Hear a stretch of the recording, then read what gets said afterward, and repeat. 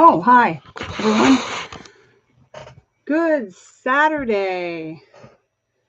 I am sorry for my. No, you know what? I'm not sorry for my hair. I'm not. This is my hair. It's humid out and, it's all good. And if I look like a crazy woman, then hey, I look like a crazy woman. Because aren't we all crazy? So it is just, I can't find my hair tie. And yeah, this is my bedroom. This is my hot mess of a bedroom. Pardon moi. A lot of this is art supplies. And sorry. Felt better? No, yeah, I don't know. Let's see. Oh well. Screw it. This is not a beauty video. Hey people. Not a beauty video. This is what humidity does to my hair. And I do not have the time or the energy to mess with it. It's so aggravating. It sticks. Anyway, thank you for joining me.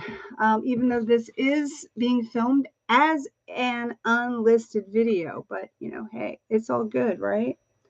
I thought I'd get back to do another video. I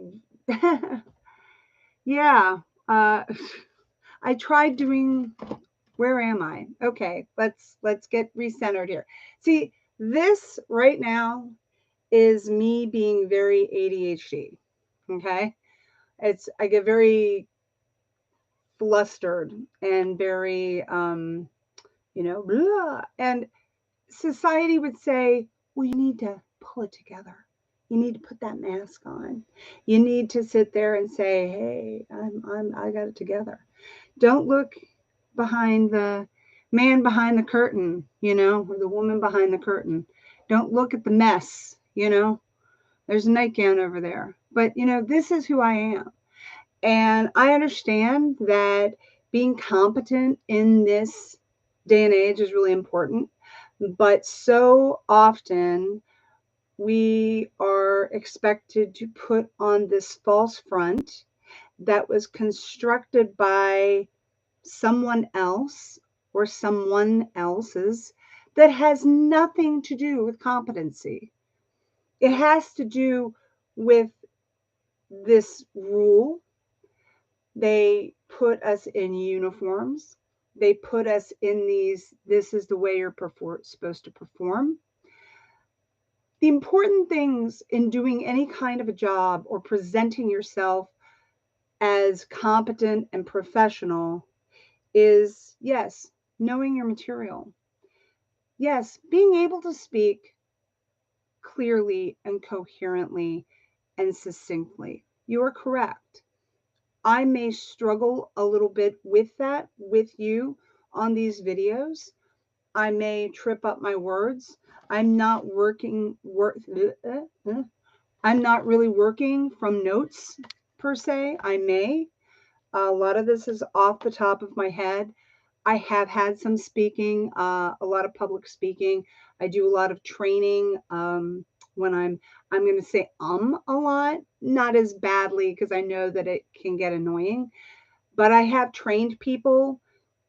I talk to people all the time about training, etc. So I do know how to speak. I know how to do certain things. But there's certain things that are saying, oh, you should always behave and perform in this way. You must present yourself, pull your hair back in a nice tight bun, wear these kinds of clothes. Don't wear those kinds of clothes. Wear these kinds of clothes. Now, granted, you should have good hygiene. You should have, you shouldn't be wearing pajama bottoms and fuzzy slippers to work. Even though you may be having problems with, that's for when you do remote work. But there's a lot of things. I don't wear a business suit to work. I have stretchy skirts and tops that, yes, I got at the Family Dollar. because they're comfortable and they're cheap and they look completely presentable and adequate. I'm not going to spend $500 for a business suit when I'm never going to need a business suit. But I don't have to go slumming it and wear, pajama bottoms and fuzzy slippers. And, there's a middle ground there, people. So anyway, but this is me real, and if it's not your style, then you don't have to watch. I know that some people think, but you're not being professional. You're not doing this. You're not doing that. You're showing too much of yourself. I'm tired of that. I'm really, I put on a little bit of makeup, but not a whole lot, because this isn't a beauty segment. This is talking about mental health.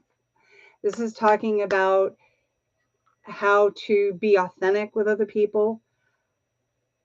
I was a communications major, and the one big takeaway I took, even though my communications major honestly was probably the biggest waste of money, but in the 80s, I didn't know that,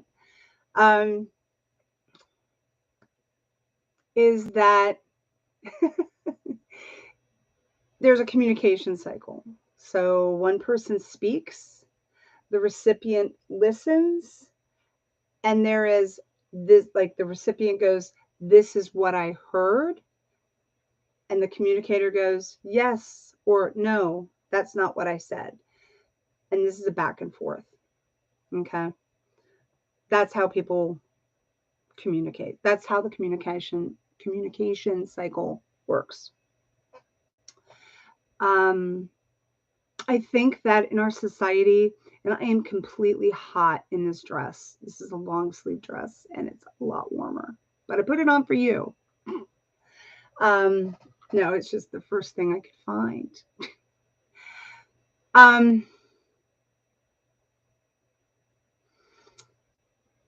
Standard practice would say you need to have quick cuts. You need to edit the ums out. You need to edit all that, the rough stuff out. You're looking too rough. People aren't going to take you seriously. Well, why wouldn't they take me seriously?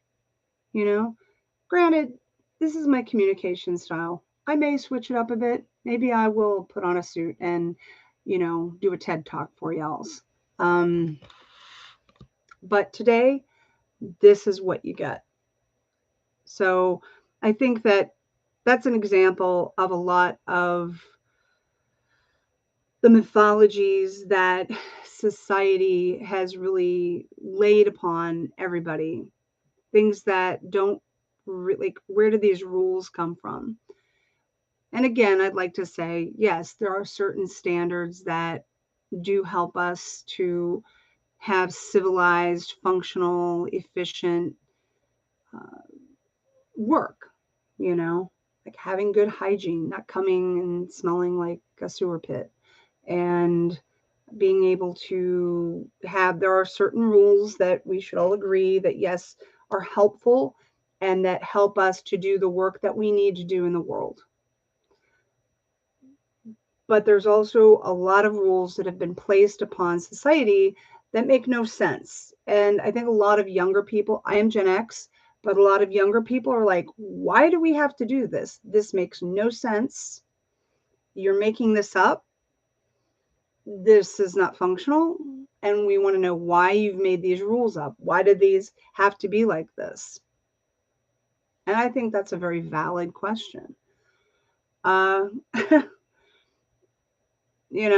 think that those are valid questions. Like, why do we have the things that we said? I mean, I think a lot of those rules have actually caused a lot of the problems in our society because people have never questioned them, or if they have questioned them, they get silenced, they get fired, they get dismissed, they get pushed away because you're questioning what the status quo is. Now, who is the status quo benefiting?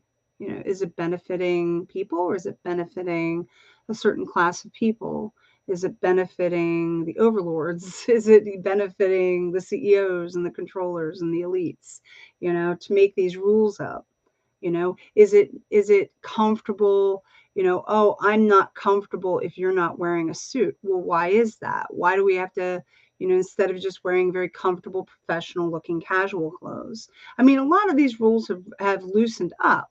When I started my job 20 something years ago, I had a nose ring. I don't even know if I still have a hole in there.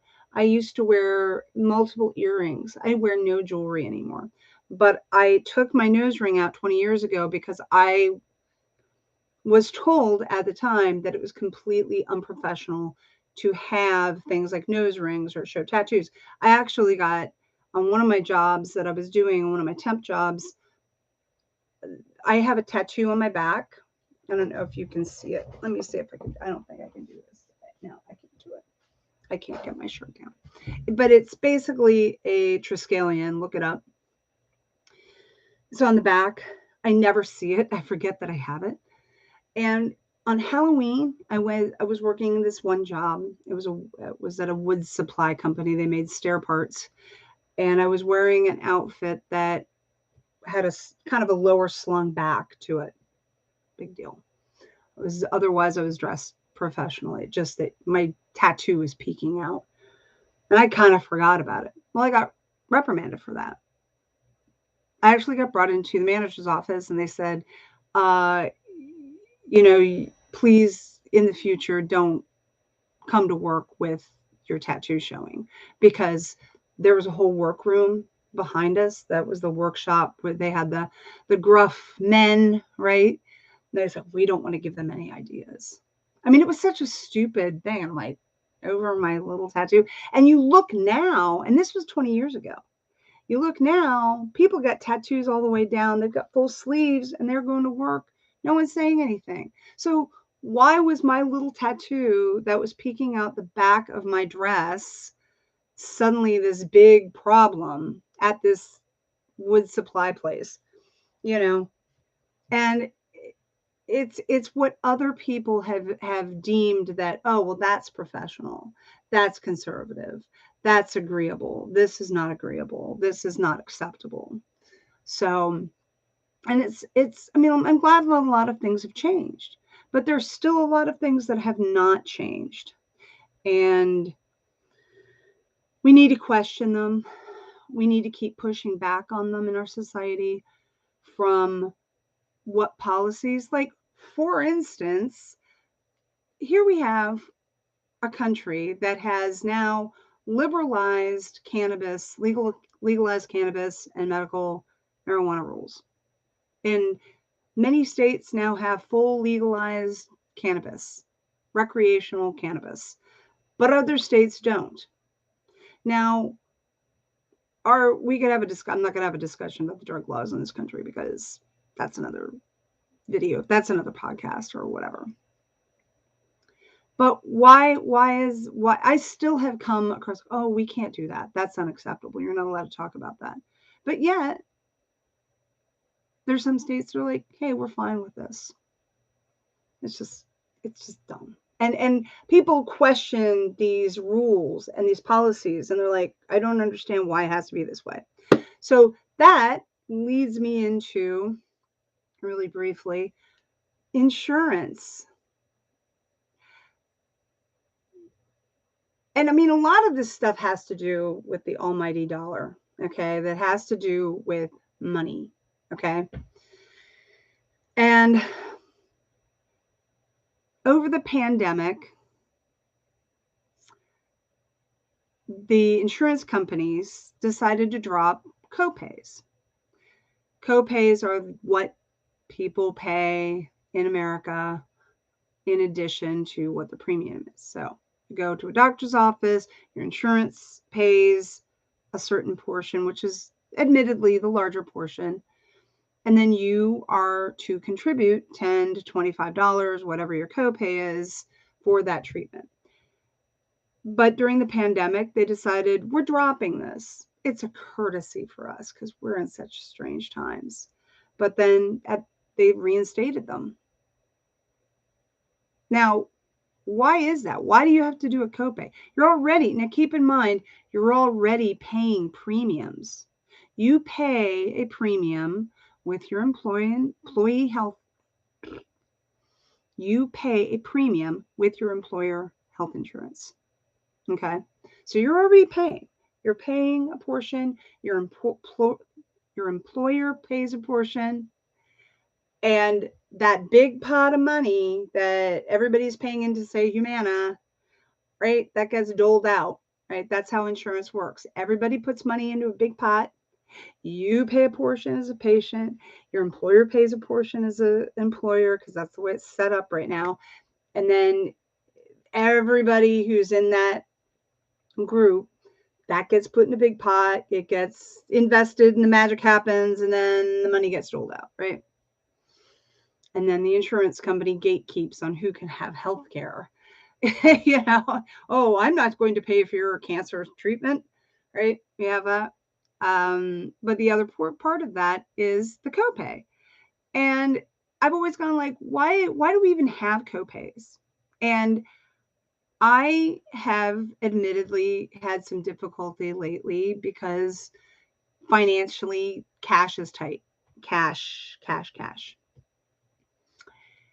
And I was trying to work with providers in order to, because I was told by my insurance company that I needed to go to the provider and talk to them about waiving that. That's what my insurance company told me. The provider then came back and said, we have no choice over that, because get this, contractually, when they sign a contract with an insurance company that they're going to work with them to pay for services, okay, there's part of the contract that states that the provider is responsible for collecting this amount from the patient, whether it's $10, $15, $25, okay, that's their portion that they have to pay, in addition to the money they've already been paying into this premium, okay? And I'm like, why is that? Like, well, we legally, they said, we can't waive this fee, this copay, because we would be held, we would be violating and potentially committing fraud, health insurance fraud. That's what they said to me. And you can look it up, because I was like, that makes no sense. Like, I'm paying you that. You can choose to say, oh, we've gotten our money from the insurance company. We don't need your additional money, right? Provider could say, hey, we have a sliding scale. A lot of mental health, some mental health people have a sliding scale. They're getting paid like $100, $200, $300 for whatever the service was. They could say, hey, yes, you're struggling. You're already paying your premiums on your insurance. That's fine. You don't have to pay the copay. But legally, they are required to, by law, to obtain that copay. And the reason why, you can look this up, is literally so the insurance company can gatekeep how much the client is utilizing medical services. They don't want somebody to just be able to go into the doctor all the time. So if they're having to pay a $25 copay, that will prevent them from, quote unquote, overusing the medical system. I am not joking that is the reason why you pay copays. Okay? It's ridiculous. I mean, it's utterly stupid. And they showed that, oh, okay, well, we're going to waive them for 2 years or 1.5 years, whenever it was. But now suddenly you have to pay them again. And that is something that apparently your employer negotiates when they create a new contract with the insurance company, because they get the rates and what they're going to pay, et cetera, et cetera, et cetera. I remember at one point my copays were only $10. Now they're $25. $10 I could handle. 25, it's like if you're going to a therapist for, if you're going like every week, that's $100 a month for therapy, and you may need that, You may need to be going, and that's in addition to your psychiatrist. So a psychiatrist and your therapist, those are separate things. So that would be if you're only maybe seeing your psychiatrist 2 times or once a month, that would be $125. So you're having to ration your mental health care along with, and this is just mental health care. I mean, we could talk about medical copays and the whole 9 yards. We get in our insurance, we get 1 annual visit with our primary care doctor. We get 2 cleanings from our dental insurance. But everything else, like you have to meet your deductible. I actually have a very generous deductible of only $1,000, which I've already met this year.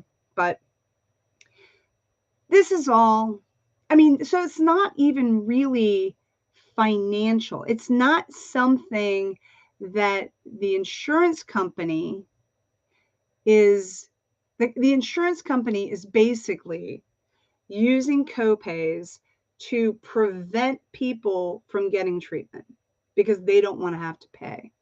So if they know that a patient may not want to pay $25 to go to the doctor, that they're not, so the patient isn't jumping up going, I'm going to go to the doctor. I'm going to go to the doctor. I'm going to go to the doctor.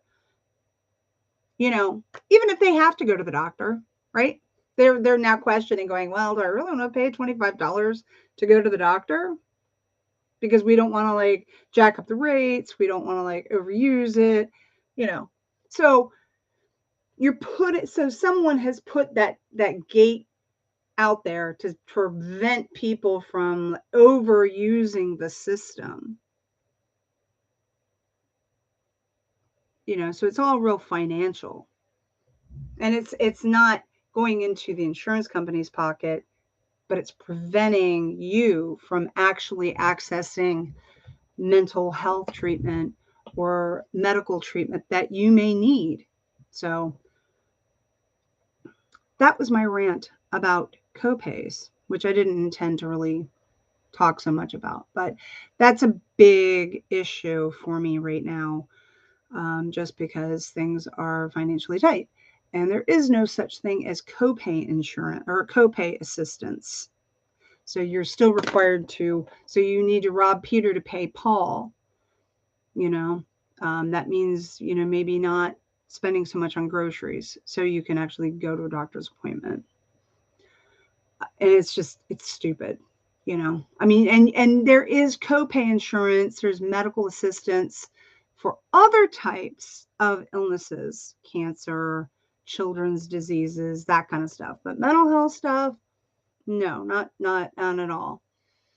So insurance really is they're supposed to have parity, which has improved probably somewhat, but it's still really a problem. So the whole model and the structure of how we pay for mental health treatment is a real problem in this country.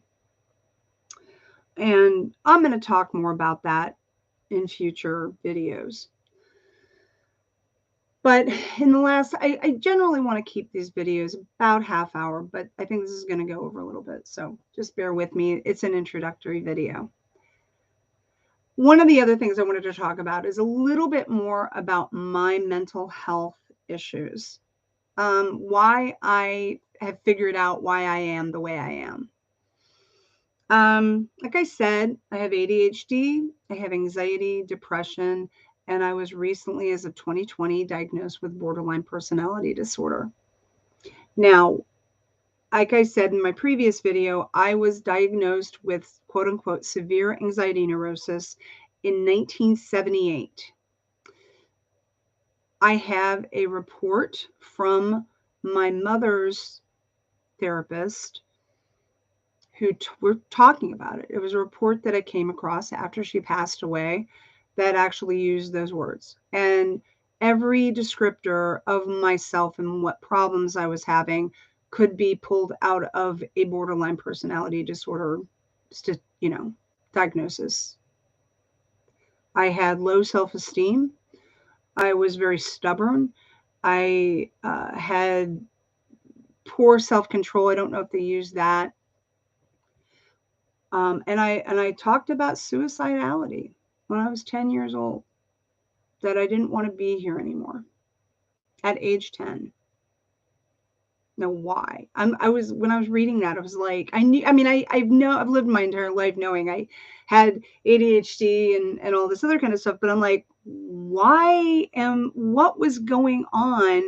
And I mean, I remember it, but I'm like, what was going on where I was so depressed that I didn't want to be alive anymore? I knew that I struggled with peer relationships.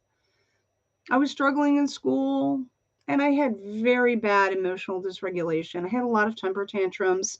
I had a lot of meltdowns. I usually had to be taken out of the classroom, put in a quiet room. Um, and I feel very vulnerable about sharing this. I just want to say I'm pretty much an open book, but sometimes I sit there and go, why did I say all this stuff? But I feel like I need to tell my story because I really don't see my story specifically in a lot of other things. And again, I think breaking down a lot of the stigma and a lot of the stereotypes of what people think mental health is and a lot of the shaming that goes along. I want to do a video about just the whole issue of Karenism. Okay. Because that has kind of, and I think after I do this one, I'm going to do another one just specifically on the issue of Karens, because that has become such a blow up issue. And I want to break that down a little bit because I think it's really important, because there is a societal backlash that I think is incorrectly attacking vulnerable women or people that are going through sincere mental health distress as Karens. And that isn't technically what a Karen was supposed to be.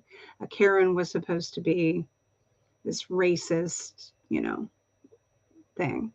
And unfortunately, I see a lot of people on video, because people like want to get their video on social media, and they have these videos about with women who are screaming and having mental health crisis. I mean, I can see it. It's not that I don't know necessarily all the background. And I'm going to talk about that on another issue, but it's because it's a problem. But anyway, so I've been sitting there going, I knew I had ADHD, caused me some anxiety. I had a lot of problems.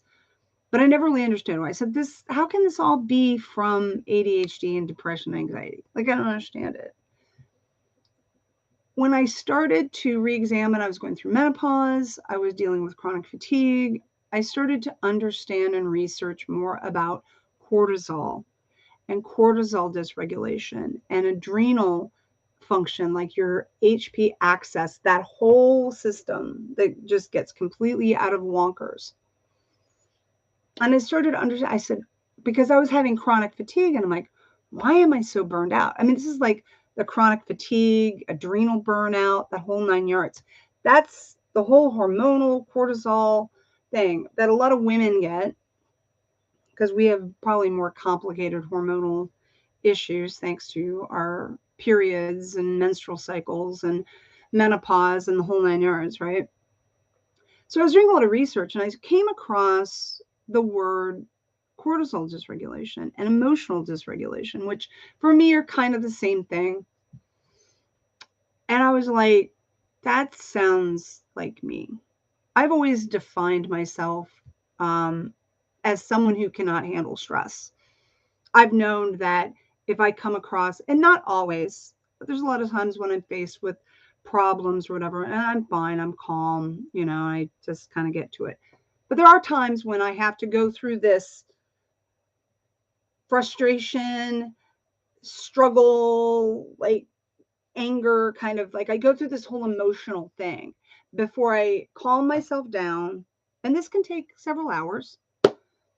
And then I go, okay, what do I need to do?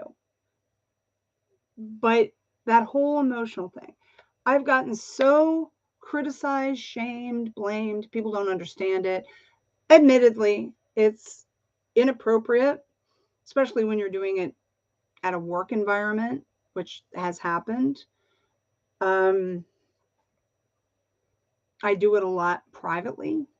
It's just, I get very struggly, right? And I've always like, why am I like that? You know?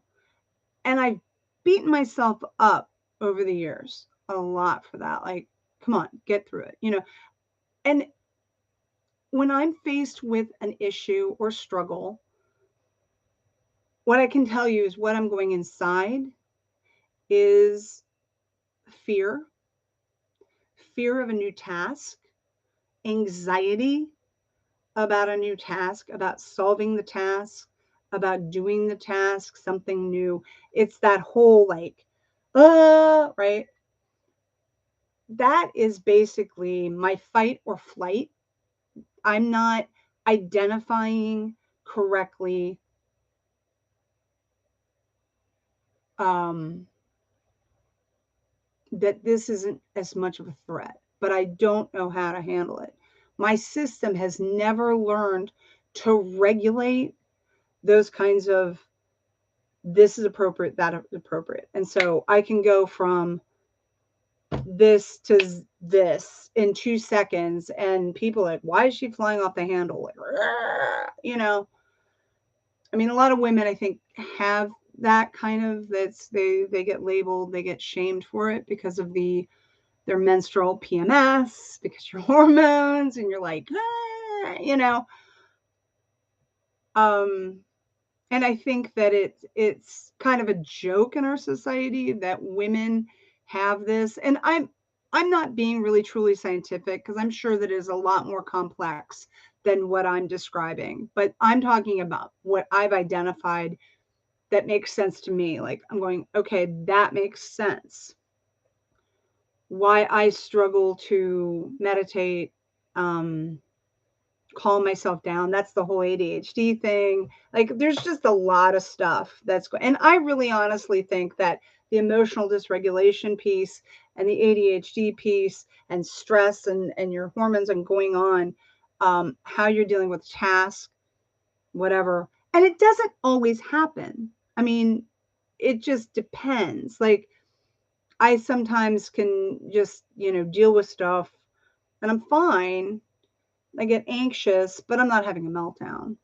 Or I click into gear and I'm actually able to be functional. It just depends on, I think, where my system is, as well as, I've found myself surprisingly being very calm, being able to be rational and to be able to problem solve.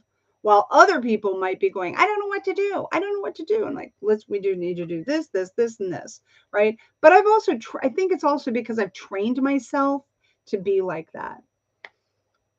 But there are a lot of times, admittedly, when I get very frustrated still, and especially now because my system is so damaged, like I was telling you in the previous video, where I've had to push through so much external struggle and resistance. Not resistance from me, I'm not owning that. Resistance from society. The society is broken. So you're doing everything you're supposed to do as an adult. You make the phone calls, you're trying to get answers, you're trying, and over and over and over again, you're not getting the answers. You're having to go through 90 million hoops. The whole system is just broken. And you're trying to push through and trying to be calm. And you're like, we all are dealing with this now because the system is breaking down, right? We can acknowledge that, yes. Like, for instance, calling up to get assistance in fixing something, and getting, and not to sound racist or anything, but getting a hold of somebody who has English as a second language and trying to navigate and communicate with them. And there's this communication barrier that gets really frustrating.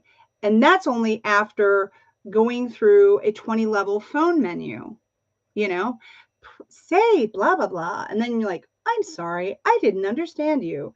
I mean, that whole system is very frustrating. And if you are already dealing with a lot of stress, that's not going to help you, But people that don't have those kinds of cortisol, issues, and they're fine. Like, I don't understand what's your problem. They don't understand it. They don't understand like why that's such a struggle for you. And thus we have the neurotypical mindset and the neurodivergent mindset. Okay.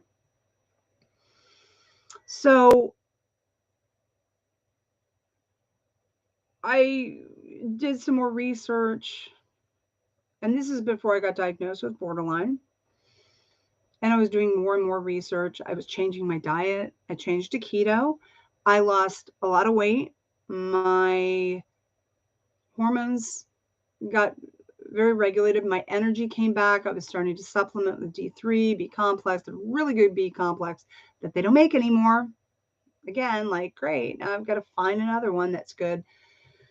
And my life turned around. I'll just tell you that. All the inflammation in my body went away. My mood improved. My energy improved. I actually was not scared anymore.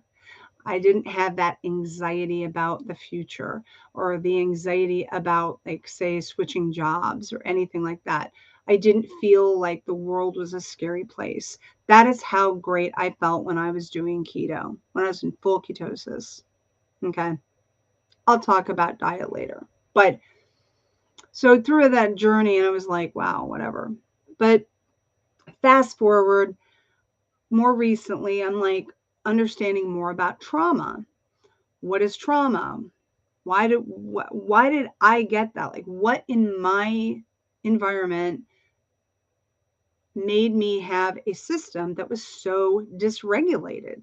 This fight or flight. I recommend 2 books. There's one called What Happened to You, that is an Oprah Winfrey book, and it's Dr. Bruce Perry.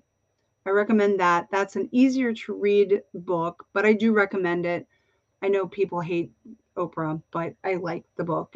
I listened to it in audiobook, and I thought it was pretty good. But it's more easy to access. The other one is Body Keeps the Score, and that's a little bit more complex, has a little bit more in-depth detail. But those are 2 books that I recommend about that. But the book What Happened to You really hit home in that trauma that is stereotypically presented in the media as sex abuse, physical child abuse, poverty, war, what those kinds of things, right? Death. That society usually thinks, oh, okay, that's trauma. I can identify those experiences as traumatic.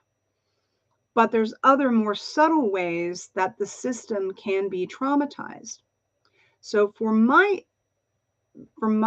life, what happened to me? My mother was an anesthesiologist in the 1960s. This is a time when women generally were not in medicine. She was one of the few. She worked very hard. She had been doing medicine. She came to our city in 1959, 1960, doing her residency. She did all that and met my father probably in 65. They were married in 66. And she had long nights. So my dad was a civil engineer, but she was the doctor.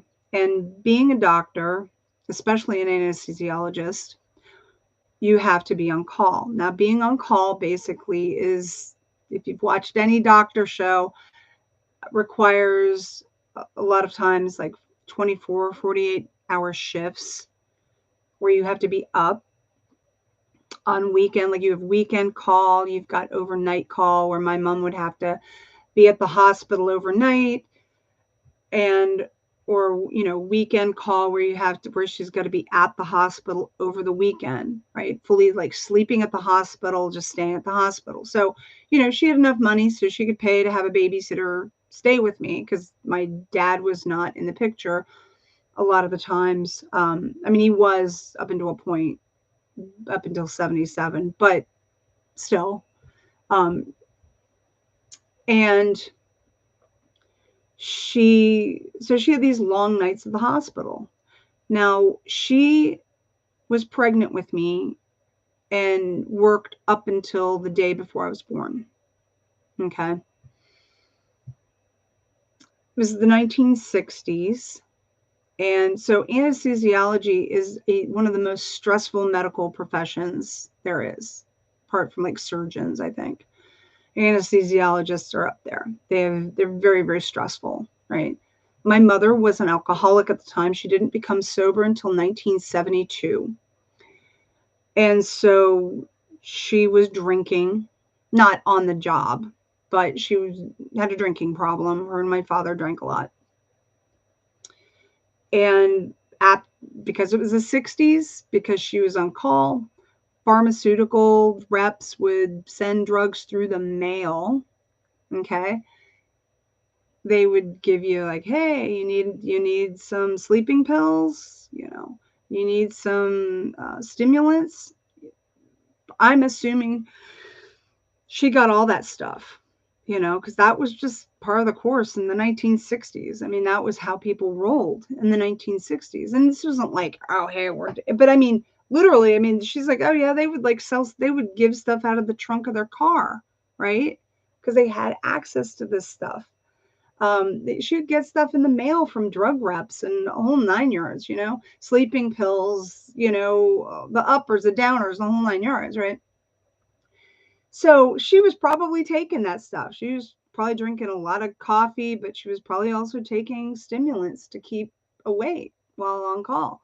And then she'd get home and she would need a sleeping pill in order to sleep when she got home, because she would have this long night and her system is like, her system's completely dysregulated. So she's pregnant with me up until the day I was born, and she's got this work life and balance, drinking and up and down, da, da, da, da, da.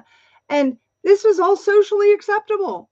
It wasn't like she was some druggie going off to Woodstock and partying and the whole 9 yards. She wasn't living in some inner city, this is just normal standard material. And I'm sure that there are other people who have had successful lives whose parents did the same thing and they were all well and good. So I'm like, why did yes, my parents were divorced. And so this is me gaslighting. Oh, I know that, other people had really difficult lives. They probably had it worse, but yet they were fine. Why am I having such a bad time of it? Who knows? I mean, this is the whole mystery, right? Some of it has to do with generational trauma, which is the epigenetic passing along of genetic markers and on how your genes respond to things. So how look up epigenetics. It's actually kind of interesting. So when the child is in the womb, if something happens to the mother, that can change how the genes in the child are expressed. Okay. So my working theory right now is that my mother had this really stressful job. Her cortisol levels and her system was like, right? While I was in the womb, mine got messed up. And who knows, and this stuff, generational epigenetics can happen, 5 generations before. It's very interesting how this all turns. And I'm like, okay, well, then that would make sense. As well as my father's genetic material. He had a mother and a grandmother that were noted to be histrionic. Okay. Maybe you've heard that word. So I've got all this genetic material in my system that is making me more sensitive to having a very dysregulated system and how I respond to stress on a day-to-day basis. Okay. And that's a really key point. And that's my working theory, because that's the only thing that makes sense as to why I've had such a hard time, other than other peers that have managed to function fine. And it's very frustrating, because by the outset, by my image, my mother was a doctor. My family history, look, I am white. I went to private schools. I had all this privilege. So why do I have all these problems? I should be better off. I didn't have to work. I didn't have to do all this stuff. And yet I have all these problems, you know, and it caused a lot of shame. It's a lot of gaslighting, got a lot of shame. I masked a lot. Even though I was going and seeing therapists and everything like that, they thought, oh, she's going to outgrow it. She's going to outgrow her ADHD, the whole 9 yards. And so I was never really treated. I was never treated for borderline. I never understood any of that part of myself, which was still a part that was, I knew that I had ADHD, so I had attentive problems, but they thought I was going to outgrow it. So they stopped giving me medication. I went to therapy. Oh, so she's going to just, grow out of it. And I never did, and I had problems. So the other aspect of the emotional dysregulation and the borderline piece, and the reason why they don't diagnose borderline personality disorder before your formative years is because it's a personality disorder, and that it is something that is supposed to develop with your personality. So ADHD and borderline personality disorder came into the DSM-4, and that is another subject, the DSM-4 and diagnosis and how we diagnose this and what is a diagnosis, for another story. But ADHD and borderline personality disorder entered the DSM-4. I think it might have been the DSM-3. Might have been the DSM-3 in 1980. That was the year. But I was 12 when ADHD came onto the scene. And I was diagnosed with that because I was hyperactive. Okay, we'll put on some Ritalin, some Dexedrine, and so on and so forth. But the whole personality thing, I mean, the meltdown stuff, So it's, I'm looking at myself and I'm going, why is this such a problem for me? And it's been a really long journey. And so going back to understanding that, it's like, oh, okay, that makes sense. When I was first diagnosed with borderline, mind you, I've been working in mental health for around 20 years. I've seen the diagnosis. I never in a million years, not one of my therapists, and this is another issue, not one of my therapists ever said, oh, hey, you have borderline. The reason is because it's a very stigmatizing diagnosis. Historically, a lot of people who have been diagnosed with that, they get stigmatized by their own providers. Providers will not treat people with borderline personality. And a lot of the material at the time was taken in the perspective of the quote unquote family member. God, if you have to put up with someone with borderline personality, right? One of the first books I saw when I was doing the research was that very title, basically, when your loved one has borderline personality disorder. So there's a lot of stigma, and I've understood it a lot more, and they realize, and then you've had the whole, Amber Heard travails that really, I think, put a big increased stigma again upon that diagnosis. So again, that's one of the reasons why I'm speaking up, because I think that it is really important to clear things up, remove stigma, talk about it, rather than making assumptions based upon what the media is pushing and what one person may present as, because everybody is different. I am not like Amber Heard. This person over here is not like me. We all have our own stories. We all have our own journeys, and we can't make generalized assumptions about mental health and about what our situation is. Yes, we all have a certain level of personal responsibility to understand who we are, how our bodies work, and we don't do that enough. We don't do that enough, right? We need to be able to do that so we can understand it. I understand how I respond to things, and I try to responsibly say, I can't handle that. I need a break, and understand my limitations, my parameters, my boundaries, and be able to communicate them. The problem is that other people who've never really understood any of that stuff, they kind of really make that difficult. Like I could be communicating and they're like, you're making excuses.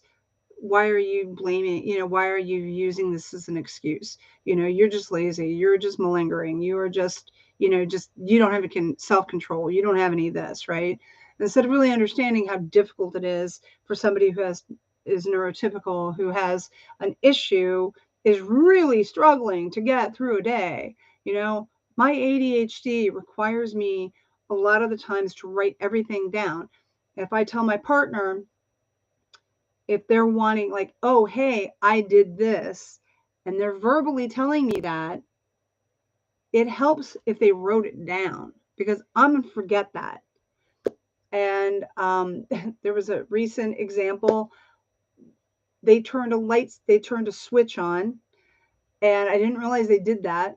And I said, why didn't you write a note so I could see it? Because I'm a very visual person.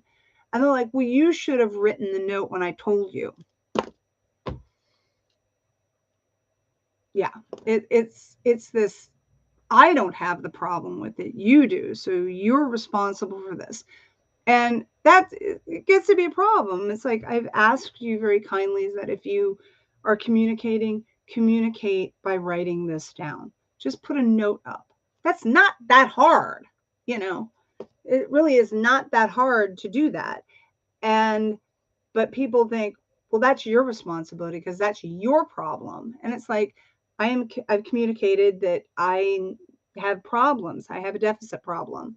I have attention problems.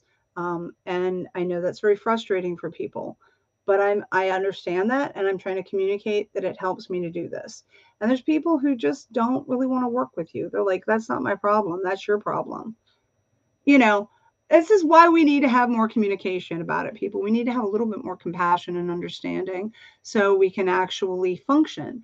And so that's a little bit about why I am the way I am. And it's a journey. I'm still learning stuff. And the other really devastating thing that I just found out is I officially got diagnosed with diabetes. I am officially diabetic. Do I look diabetic? This is so frustrating to me because our family never really had a history of diabetes. Why do I have a history of diabetes? Well, cortisol and stress affects your system and how it regulates blood sugar. I grew up not having very good adults around me. I love my parents, but even my babysitters. Oh, and I'll talk a little bit more. Oh, I'm sorry. That's my brain. One real quick thing. One more thing about my mother being a doctor. So she had me, probably had a month of maternity leave. I was then left in the hands of an 80-year-old woman. I talked to this other woman who was my caregiver. She used to clean her house and she was my caregiver. I kind of call her my second mother. And I was asking her and I said, can you tell me a little bit? This woman's name was Rose. And I remember always hearing about Rose. I have no photographs of Rose, but I knew she was an older woman. My mother would talk about Rose and about how she was very absent-minded. My first Snoopy doll that I had's head fell off. She sewed the damn thing on backwards. She threw a beautiful hand knit wool sweater that I had as a little baby into the dryer and wash and felted it. So this woman was really just not really great. And she was in her 80s. She was an elderly woman. And I always heard about her. And I always heard that from this other caregiver. I said, can you tell me more about Rose? Like, what was going on? She's like, oh, well, your mother found out about her because some volunteer at the hospital that was his girlfriend. Okay. That's how my mother got this woman, not from a vetted babysitting company, which she used to get, but she just like, this guy had this 80-year-old girlfriend and my mother hired her to take care of me. I don't know why. And And the woman, she said that, oh, she would just let you sit in your poopy diaper and watch TV and smoke cigarettes all day. You know? So that was my first caregiver. So I think what happened, because this is going on a lot with the trauma and my issues of abandonment, is that I was probably somewhat neglected, not by my own parents, but by secondary caregivers. And so this woman, probably when I was needing to be changed or needing to be fed, this woman wasn't really responding to me in a very formative time. While my mother was working hard at the office, my dad was at work, this woman was not taking care of me properly, you know, in my formative years of life. And that didn't help either. So that was a big issue. And so that's kind of, I think, why my own personal body is just the way it is.